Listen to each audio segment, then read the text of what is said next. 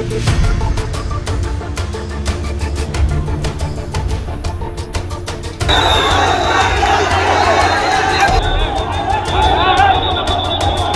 ভাইয়ার উপর হামলা হয়েছে, পিছন থেকে চেয়ার মেরেছে, তারপরে লাঠি দিয়ে মারার চেষ্টা করেছে। আমাদের লোকজনের উপরে বিএনপি জাতীয়তাবাদী দলের সাধারণ সম্পাদক এবং সাবেক মেয়র, আমি ওনাকে প্রোটেক্ট করতে করতে এই পোস্টে নিয়ে এসে যখন দেখছি যে আমার গাড়িটা ভাঙছে, তখন আমি মনে করিনি যে ওনাকে গাড়ির মধ্যে উঠানো ওয়াইজ ডিসিশন।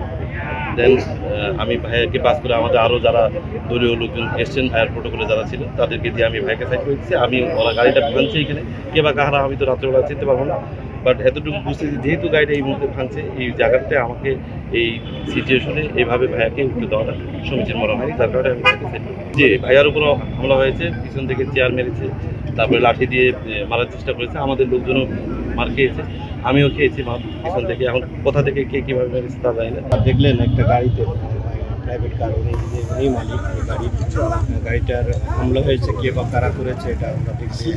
আমাদের পুলিশ বাহিনী আছে, আর্মির সদস্য, সবাই মিলে আপনারা দেখেছেন যে সকাল থেকে তাদের একটা আন্দোলন ছিল বিএনপি।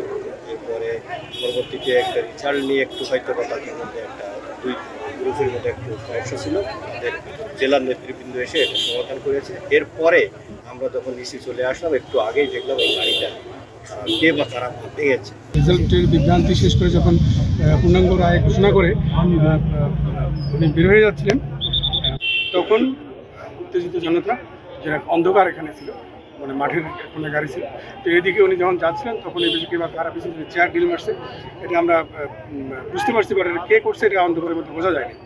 তো আমরা বিষয়টা খতিয়ে দেখতেছি, আমাদের যারা এর ভিতরে মানে এর সঙ্গে যুক্ত আছেন তাদের বিরুদ্ধে কঠোর আইনের ব্যবস্থা।